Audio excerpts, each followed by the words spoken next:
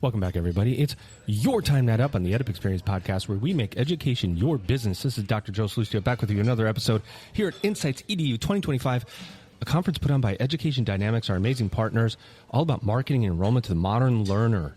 We know, I don't have to tell you all, the audience, that preferences and behaviors of the learner are changing. And if you're not up to date with what is going on, then you're going to get left behind. It's that simple. And I have the crew with me today. I have a crew of people from Education Dynamics. I'm going to see if I can get them all in right now. Here we go. I've got President of Education Dynamics, Greg Clayton. I've got the Chief Relationship Officer, Tracy Krackemeyer. And I've got Bethany Moran, the Senior VP of Partnerships, all at Education Dynamics. Did you guys know this music was coming? No. Okay. All right. Now we'll go back to quiet. Again, what's going on, you guys? How's your conference been? It's been, for me, busy. Thanks for asking. It's been very busy over here, and we've been having great conversations about students, about institutions, and about how we, elevate to the modern learner. Tracy, we'll start with you. How's your conference been, and has it met your expectations? It has met and exceeded my expectations, but let's not tell the team that, because we got to keep the bar going up. Amazing! Ooh, that was loud. That one was loud, wasn't it? I like that. It was loud. No, the content has been incredible, and I think one of my favorite parts has been whether it was the president's panel that you so graciously hosted yesterday. Thank you very much. I really didn't do much. The presidents, like when they started arguing a little bit, that was great, which was, I will tell you, not to interrupt you, but the best piece of feedback was the organicness of the panel. Yes. That I got from people going, well, it's really nice to see them be real. So it was great. Yes. And the thing, in every presentation or every panel that I have been able to sit in or moderate, everybody brings it back to the student and putting the modern learner back at the center. And we know that when you do that, that's, where all the success lies. So it's been great. And Bethany, welcome to Education Dynamics. You're new here, are you not? I am new. A month in. A month? 1 month? 1 month. And you get to come to this amazing conference. Lucky you. It has been fantastic. Yeah, so what's it been like for you? Has this been like an immersion of the modern learner? Yes, absolutely. It's been a great immersion of the modern learner, and the conversations that we are having have been great to listen in on and understand institutions' needs and how we can help them. What's your background? Talk to us about where you come from. And we're excited to announce the first of its kind higher education podcast conference, brought to you by Edu Alliance, the EdUp Experience, and Podium. This is happening Saturday, July 12th at the University of Illinois Chicago campus. This is an in-person event, 1 day only, the first of its kind. This is for people working in and around higher education who are interested in starting a podcast, who may have a podcast, want to learn more about podcasting. So if you want to be there, please go to higheredpodcon.com. That's higheredpodcon.com to learn how you can get your early bird registration, see who the keynote will be, and how you can submit proposals to be a part of this amazing inaugural conference. So that, again, go to higheredpodcon.com to learn more. Do you want to get invites to special events? Do you want to get exclusive early access to ad-free episodes, extended episodes, bonus episodes, behind-the-scenes episodes, and original content? Do you want to accelerate your professional development? Well, you can. Then go to edupexperience.com. That's EDUP experience.com and become a subscriber today. So I've spent my entire career in higher education. Started out as an admissions counselor yes, in mid-Missouri. Me. Yeah. In Missouri? Yes. Westminster College. Very nice. Yeah. So admissions all through your career, and then you went to the private sector, did you? Yeah, I did a short stint for a nonprofit servicer in student loans. So really learned the student loan business. Then moved to Encora 14 years ago. I worked at Encora, and now I'm lucky enough to be here. Epic. Well, I think everybody's very excited to have you here. Are we not, Greg Clayton? I mean, you were talking about Bethany behind her back a little bit much for my tastes, but no, you're very excited to have her. We are. We're really excited to have Bethany here and her background. It's so interesting how these backgrounds that we see with enrollment management, admissions counselors, and how well they adapt to the private sector, the ed tech sector, and working with schools, helping them evolve to be more student-centric than institution-centric, but it's amazing. She's got an amazing background and brings a lot to us. See, we set you up nicely for this, huh, Bethany? I'll tell you what. Very nice. So just for sort of a general question to all three of you, what are people saying? Like, what are you hearing from the schools, from the admissions and marketing folks? What are the themes? You know, give us a kind of a broad view of what you've been hearing in this conference. I'm not going to pick anybody individually. I mean, you guys battle it out. So I really think when Greg and Katie kicked things off and talked about the findings of our Modern Learner report, the cost, convenience, and career really hit home. And I think now, it's especially this year more than in years past, it's really understanding what the being career ready, having a career services department, like what that really means in 100%. Order to best serve the modern learner. And so that's been really encouraging and exciting when you think about, you know, what programs do you have within your portfolio? What is your admissions and enrollment process like? And how do you have all the services built around the modern learner to make sure that you get good, successful graduates out of it? I also think the thing that keeps coming up when I'm talking to different institutions is that when students are taking classes, they're still continuing to look. So the student's constantly shopping. So the institution has to constantly keep showing the student why they're taking the courses, why they're having that experience in order to make sure the student persists and completes. That's kind of that's when you think about that, how significant that is, that the student's always shopping. So it's funny because when I wrote my dissertation, I did it in this framework called the psychological contract. And it's an employment theory that when you enter into an agreement with your employer, unless you're actually on a contract, you're on this psychological contract, and they can break that contract with you by treating you poorly, or if you don't believe in the company. And you think about it and I wrote it about the student perspective, that we're always in this psychological contract with the student, that every interaction with them, we have the ability to either enhance their experience or detract from a good experience. Typically, in the past when that would happen, the student kind of toughs it out. But they don't have to tough it out anymore. They can just pick up and move. And so the vote with your feet thing, it isn't really true anymore. It's a vote with a click now, right? And they're just going to click and send themselves somewhere else. Right, Greg? That's right.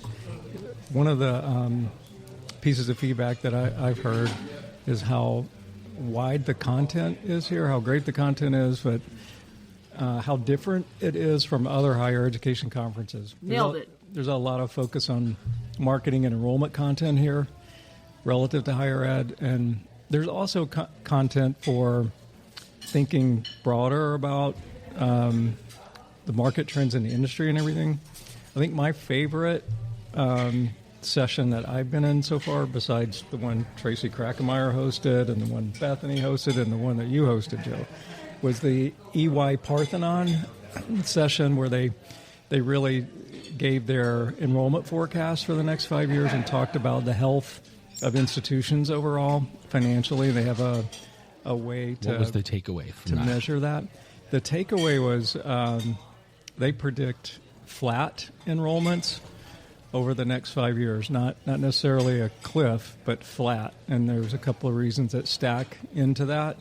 But the most interesting thing I saw in that was the college going rate declining, and that's been declining for several years, and they predict it's going to get worse. So flat may be good for some institutions was another takeaway, but it's not good for the whole market, because that means for growth you're stealing share from another institution in higher ed. So to your point about voting with a click, that's more relevant than ever now.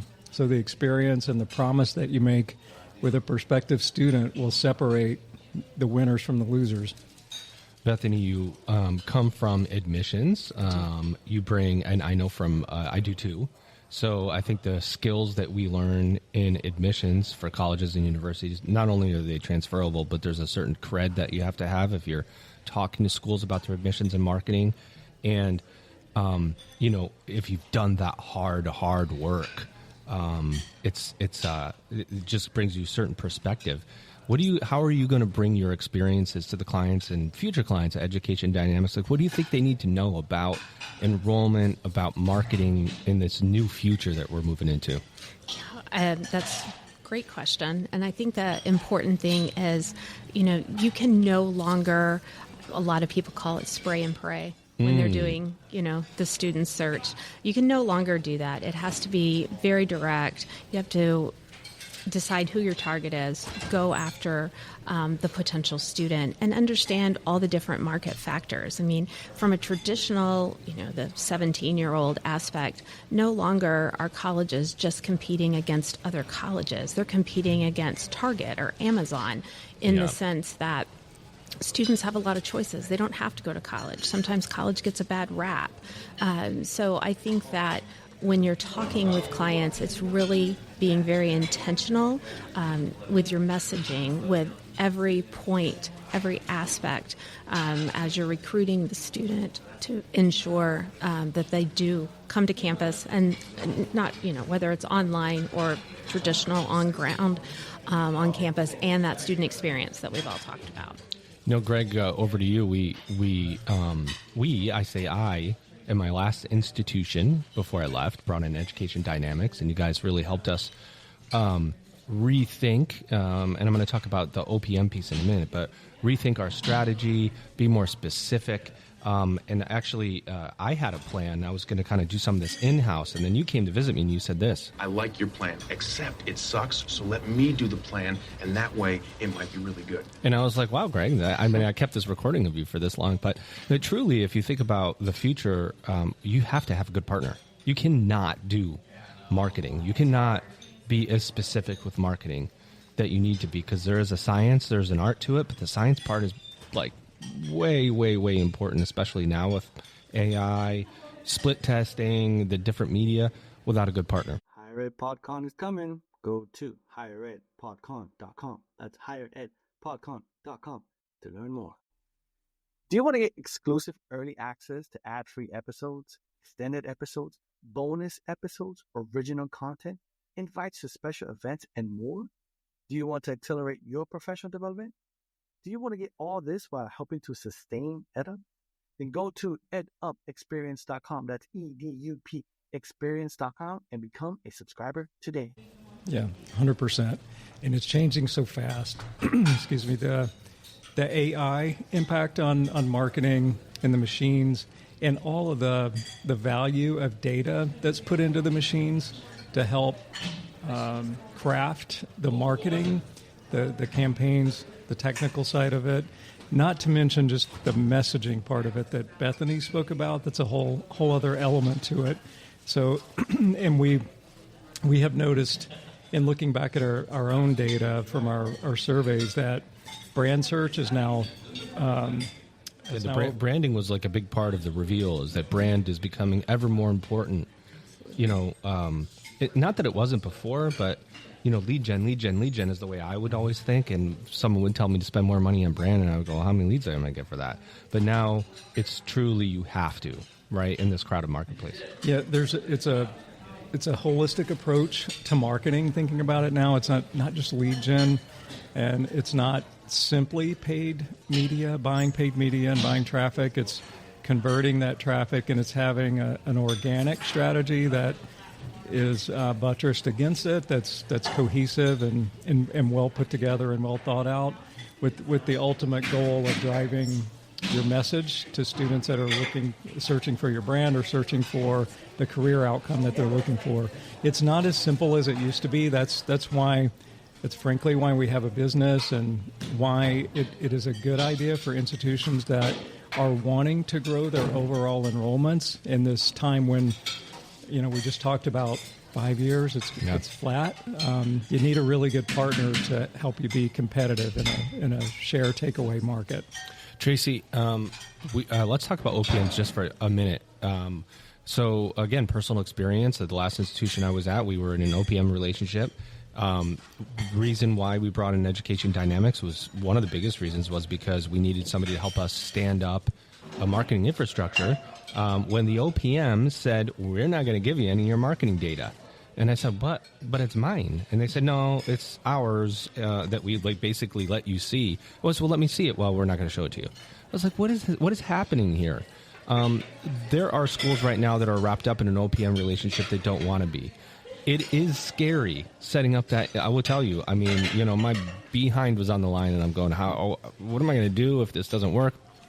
What do you want to say to the schools out there that are thinking about, you know what, when our OPM relationship is done, or we want to get out of this contract, or we're going to get out of it, but how do we do this? How do we set up this marketing infrastructure? How do I not be scared about it? What do you want to say to everybody out there? I think the most important thing is what Greg had just talked about is the sophistication level of what you need on the marketing side, and taking a step back and thinking about what things can you do internally yourself, which things is the institution best at, and then like in the case that we are talking about, our expertise and our ability to go in and find the right student for the institution allows you to get farther faster. Let us take care of all of that, and then very quickly getting that first party data and results that we have and feeding it back in to find more of the right students. But have someone who has done it well and has done it before come in and really complement what you're doing on the institution side of things. And you're not alone. You don't have to. That's right. You don't have to put all the pressure and the weight of the world on yourselves, and just and have a very candid and transparent relationship. I think it is really interesting as we help a lot of institutions transition out of an OPM relationship, the skepticism, because what they had previously was the black box and not understanding what the results were, and then we take you along every step of the way. Sometimes that does mean more work because there's more approvals, there's more data structure set up, there's more, all of those foundational things. But in order to set the institution up for a long-term success, that's where the time really needs to be spent. Also, you have to retrain yourself, because you're going to have access to data through Education Dynamics that you didn't through your OPM, and all of a sudden you're going to go, oh my gosh, like, whoa. Do I even know what this is? Do I know how to track it? Do we have the right infrastructure? What does this mean to the faculty, to the administration? Am I spending my money where it should be spent? I mean, it's going to create a whole set of really good questions, but scary ones too for some schools. But that's the way you improve. Mm-hmm, absolutely. Well, and the other thing, the Parthenon report that Greg referenced earlier, when they were talking about the healthy institutions and then the institutions that fall in that like more at risk or not healthy budget, the other data point that's really interesting to look at is how much excess capacity there is. And Parthenon equated that to $40 billion. And just thinking about all of that data and how important it is to make sure the programs that you are wanting to grow are programs that there is demand for, and that they aren't a part of the portfolio because they have been for 80 years or different things. And so those are the things that we really can work hand in hand on and make good decisions. And this program's on a rocket ship. Do we have the capacity to do that, or are there others that are in the incubator to be ready to launch so that we're serving the modern learner? We are on the final day of this record-setting attendance that you've had here at Education Dynamics.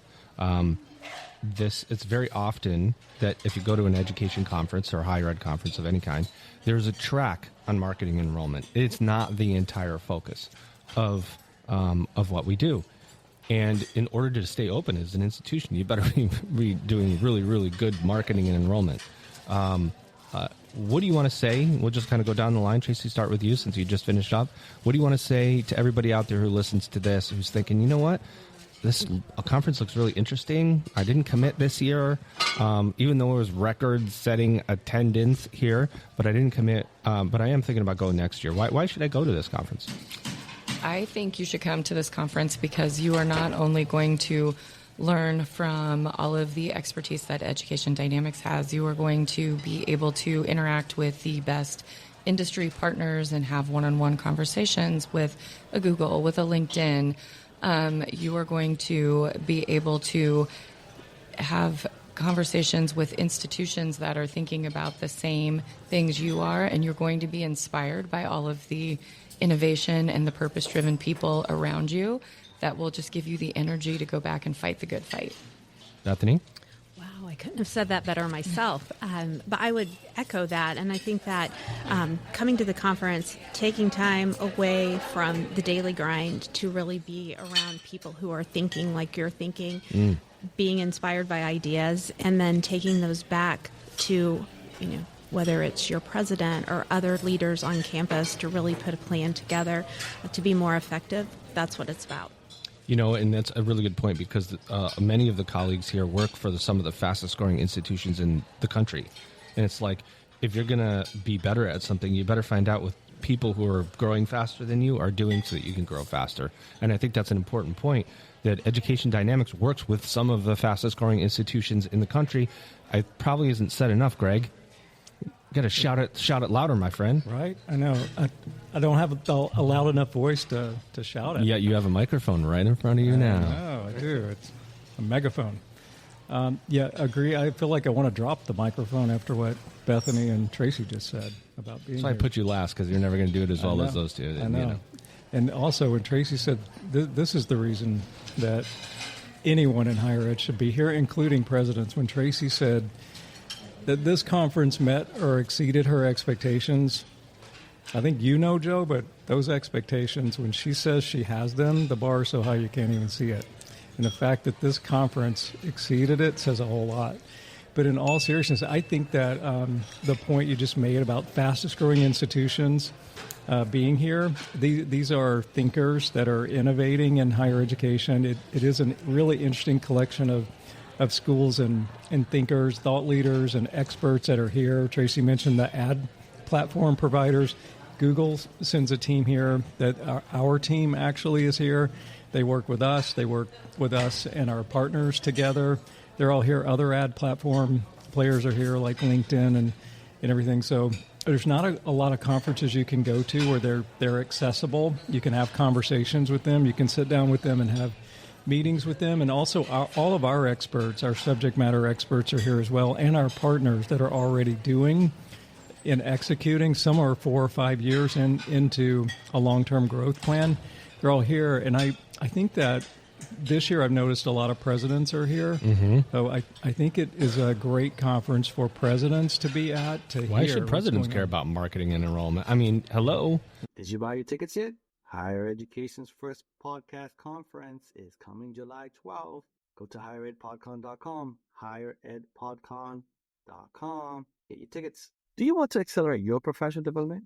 Do you want to get exclusive early access to ad-free episodes, extended episodes, bonus episodes, original content? That's right, original content, invites to special events, and more?